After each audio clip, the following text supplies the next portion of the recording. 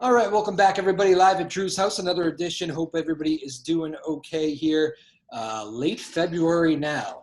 Man, 2021 is moving very quickly already. Where's it going? It's weird in a pandemic, isn't it? It feels like it's flying at times, and then it feels like it's been the longest year since this thing started, almost a full year since the pandemic really hit here in the United States. So, again, hope everybody's doing well, doing healthy, and all that stuff. Today we have a bit of a well, it's a tough story. It's a turning into an okay community story here, but I'm joined. It's the story of Jim Greco, and I'm joined by a couple of his relatives right now. We can wave. I got two of them on the hands, Becky and Susan Greco. There we go. Hello. Thanks for joining the show. Becky, let's start with you.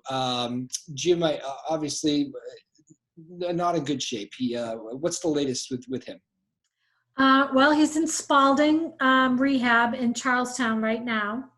They're working on his breathing, trying to get him to breathe more on his own. He is dependent on a ventilator. So they're concentrating on getting him off the ventilator. He has a diaphragmatic pacer it's actually in his body. It's like a pacemaker for your heart, but this is for your diaphragm.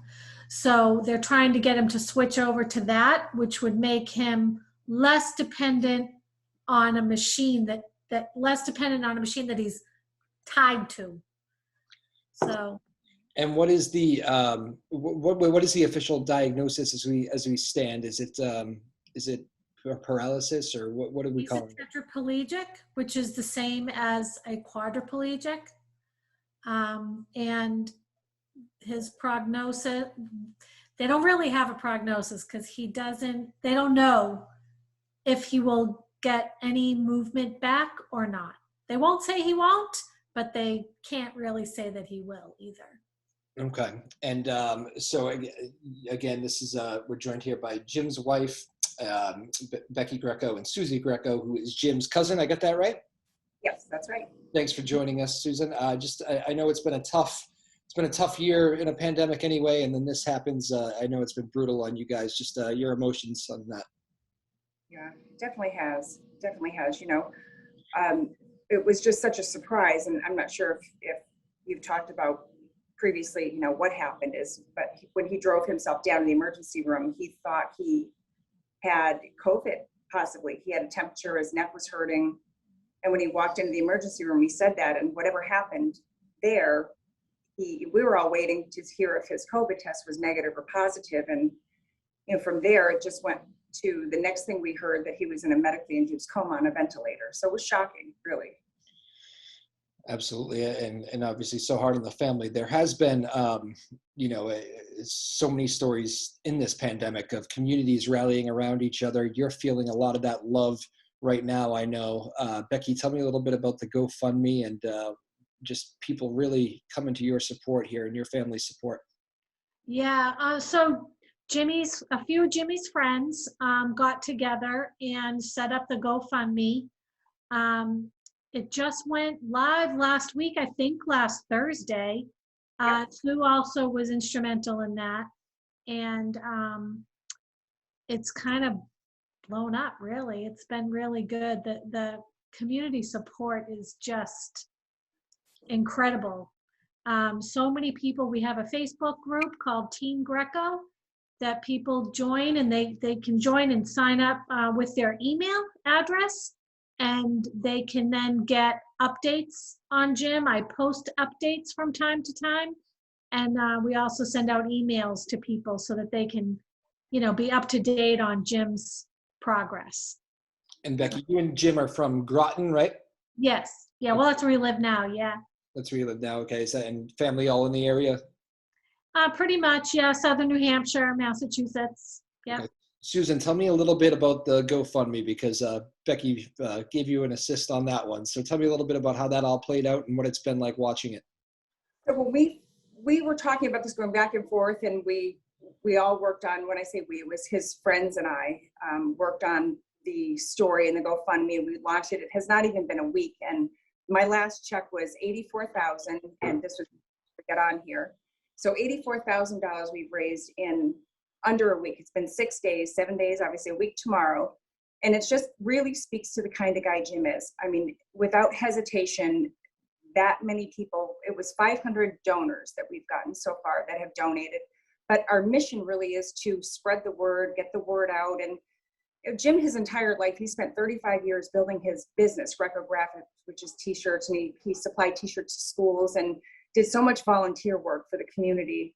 And now he basically had to shut his doors because without Jimmy, there really isn't Greco Graphics. So they've lost that income. And, Jim's a workaholic. He's done nothing but, every time I talk to him, he's up at the crack of dawn. And again, it speaks to the kind of guy Jim is because of, all the donations, the amount of money. But we've got such a long way to go because our main goal is to get Jim home and get him healthy, get him the help that he needs. And the last thing that we all want him to be worried about is finances. What, you said 500 donors you've had so far? Yep, 500 people in under a week. That's amazing. 500 donors, unbelievable. I'm not sure how many, friends and that you guys are, and how many people Jim knew, but I'm imagining there's probably a lot of people that are just seeing this story, maybe that don't even know you personally, that are saying, I want to help out. Well, I might have this wrong, but I think it was over 400 shares. I might be way off. So, and this is just from social media, and it's from people that have known him through business, through his family, his girls, Becky, people that he went to high school with even. So, I mean, everybody that has touched Jimmy's life has without hesitation donated. And, we love that. It's just been completely overwhelming and very humbling. Absolutely. That is great. What about, tell me a little bit about Groton, because I'm sitting here in my kitchen in Danvers. It's not a community I know too much about. But Becky, what is Groton? Has it always been kind of that, you felt like that next door neighbor was there for you sort of feel, or? Absolutely. And now more than ever, literally my next door neighbors are over here today shoveling for me from yesterday's snow. And they've been doing it. My next door neighbors and neighbors down the street, my daughter's friends have all pitched in to, help with that. But Groton it's a small community. And Jim has done a lot of volunteering. He builds sets for the elementary school plays. He and I used to do, they do a promenade before this junior senior prom where all the couples go and the town goes down there to see all the kids dressed up. And we kind of announce them all, and they do a little walkthrough so that everybody can stop and take their picture. And it's really nice. And Jim and I used to build a stage for them to go so people could take nice pictures with flowers all around and everything. Yeah. He's coached soccer, he's coached basketball. So I'd like to add on to that.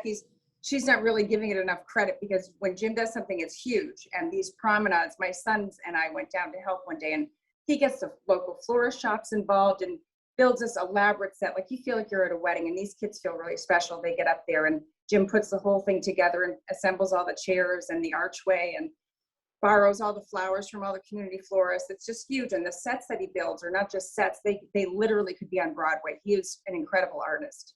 He sent me a picture I kept hearing about was after work, he was working on a set, and then he sent me pictures when they were done. And I was floored. It really was beautiful. He's an amazing artist. That's great to hear. And obviously a real big part of the community too, if he's interjecting himself like that, which is probably part of the reason why you're getting so much love back on the GoFundMe. But I also, Becky, I'm guessing too, I mean, the financial support, I know you appreciate. It's obviously as helpful as can be. I'm sure you're getting that phone call too. That's just the little things that pick up your spirits on a daily basis right now, right? Oh yeah, I've had lots of people send food, groceries, gift certificates to local restaurants. And the owner of a local restaurant sent me over a gift certificate. All kinds of stuff to try to, help us get through this. It's been amazing. That's great, Susan. All this great community support. In all, though, it's a bit of a whirlwind, right? This whole thing. I know it happened suddenly, like these things do, and it just must be. I can't even picture putting myself in your shoes right now. Yeah.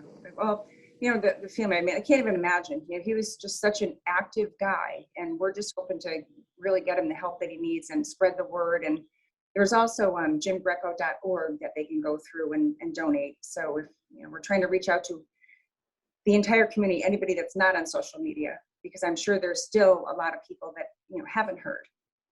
Becky, I know we've heard so many stories. A big part of this pandemic has been lack of being able to be there with people in these hospitals because of COVID. That was especially the case, a few months back. How is that situation right now?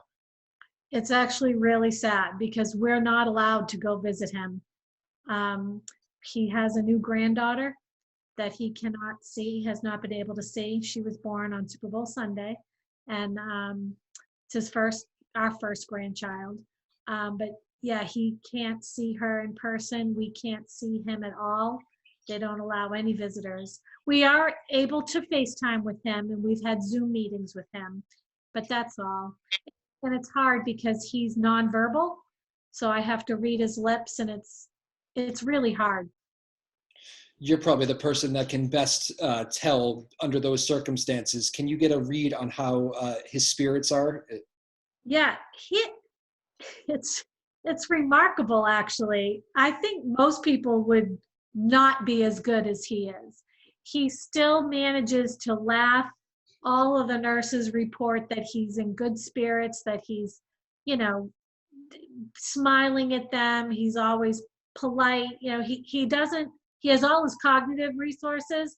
So he's very communicative by mouthing words, but he also makes faces and winks and all of that. So he really is remarkably in good spirits. And learning about the community effort to help him and his family has really done wonders for him. He just loves it. Again, live at Drew's house here. We're telling the story of Jim Greco, who going through a tough time right now. This is his wife, Becky, and his cousin, Susan Greco, joining us, Jim from Groton. And Susan, does it surprise you that cousin Jim is battling like that, and that he's still in good spirits under these tough circumstances? Not at all. Not at all. He's definitely an optimistic guy. And, if anybody can come back from this, he can. He really can. He's got a great outlook on life. And, Batman, and this has really made me think about Batman has always been his superhero, and I think it's because, Batman didn't have any superpowers, and all he did was want to make the community better. And, so he even has a tattoo of Batman on him, on his arm. So I think he just likes him because of all that. And, it's amazing now that he's a lot like Jim, or Jim's a lot like Batman, whoever came first. Becky, what are you trying to do to keep because I know at some point, I mentioned how nice those phone calls must be. At some point, I'm sure it's a drain as well, even when you're talking about family members. I mean, it's just time consuming and it's a stressful subject. How do you keep family morale up? I know that's not easy in tough times like this. Well, with the girls, we have 3 daughters. They're all grown, but with them, we do the Zoom meetings and FaceTimes with Jim. And we're very close. We just kind of get together and talk and just be there for each other, really. My parents and my brothers have been very helpful. So, it's really just keeping in touch and keeping everybody informed and all that. That's great. Of course, Sue's been amazing. She's helped me out so much. You guys are you're like my family. Jim's like a brother to me. Yeah, he is. Susan, how about the same kind of question when you're getting on those Zoom calls? I mean, is it some days somebody's down maybe and you have to pick somebody up? Do you all kind of work together in that regard? Well, I've only had a chance to Zoom him once. He was transferred from Mass General just last week, right, Becky? Yes. To this new facility. So he's been without an iPad. Now he's up and running. So it's tough though. He gets tired from the ventilator, from what I understand. When they take him off, it tires him out to try and breathe on his own. But the therapy comes first, of course. And the one time that I did speak with him, Becky's so much closer to him and knows him so much better. I didn't think about asking to have a nurse stay, and I've had a hard time reading his lips. Definitely wasn't uncomfortable. He main point was that I wanted him to know that I was there with him, and we're all here to support him, and no one's going anywhere, and we're behind him 100%. That is fantastic. It must bring you both some comfort to know that he is in probably the best healthcare hands in the world right now, in, you know, as far as like rehabbing these things. I mean, I think back to all these horrible, you know, stories, whether it be, you know, they got people like Travis Roy, who we lost earlier this year, and even that high school hockey player who had that unfortunate accident. And every time you hear these stories, it's, don't give up hope on these things, because it's the rehab in this neck of the woods especially is just, it can happen. It must bring you a level of hope. Yeah, it definitely does. I was really happy when they told me he was going to Spalding, because prior to us knowing exactly what was going to happen, when he was at Mass General, I had so many people say, if you have a choice, send him to Spalding, send him to Spalding. So I was very relieved when they sent him there without me having to even ask. Yeah, that's good. Susan, you want to take some too? You know, just as far as getting him there, I think it's just going to be a really long road for Jim. And, you know, I think the important thing is that the consistency of being in touch and staying in touch and keeping his spirits up, especially since we all can't be there. We definitely want him to know that we are there in spirit with him. So we're hoping, you know, once he gets out of here, Becky, I think they're talking about sending him to another facility. Yeah, he'll be at Spalding for at least 2 months. And then they're going to reevaluate him and decide at that point whether he needs more time at Spalding or whether he'll go somewhere else or possibly home. It just depends on his progress. Okay, and then Susan, the GoFundMe stays up kind of throughout the whole time. This is just this has become part of your side gig now? Oh yeah, yeah. This is the GoFundMe, and we've just begun our efforts in fundraising. So it's going to be there. You can find it. It's Help Jim's Journey Home, I believe is what it is. But if you can't find it that way in the GoFundMe, you can look at jimgreco.org, and there's a place you can click right to donate. There's also a place you can sign up, like Becky said earlier, that you can get updates on his recovery progress. There's also a place where you can put your skills in, because, you know, we don't really know. We've never done this before, where this is going to go, but we're going to try and do other fundraisers, because it's you know, let's face it, it's going to be hundreds of thousands of dollars in medical expenses, and we just want to make sure he has everything that he needs to support him and give him the aids that he needs, whether it's medical equipment or nursing care. You know, we really, it's you know, the unknown really, but it's going to be a lot of money in just getting him home. Yeah, and the GoFundMe, I know you're kind of learning about this on the fly here, but it's always been a fascinating thing to me. It's great in so many ways. I have friends in my own life who have, you know, battled cancer and, you know, had tough times, and it's been dicey. And I know that financial support was huge. And the GoFundMe thing has always been something that's fascinated me. Is it stressful to run these things? Is it an easy deal? Well, because we all love Jim so much, it's just effortless. You know, we just want to make sure we do it the right way, and we keep everybody updated, and it's exciting really to see what it can accomplish, and, you know, get the word there. But it's definitely all driven out of love, so it's not stressful at all. Well said. And I'm going to end with this. I'll let Becky take it second. Susan, why don't you take this one first? I'm going to let you guys end with give me one story that we should know about Jim Greco that just make people connect with him a little bit. One. Becky, you go second. Let Susan go first. I'm going to let you bring it home, Becky. I was just gonna. Becky's got all the good stories, so I was just gonna remind her to talk about his commitment and to the Patriots, the tailgating, the fact that his granddaughter was born on Super Bowl Sunday, which, I mean, you couldn't have asked for a better day to have a granddaughter. And I'm hoping that sometime soon he's going to be able to hold her. So, go ahead, Becky. Take that one and run with it.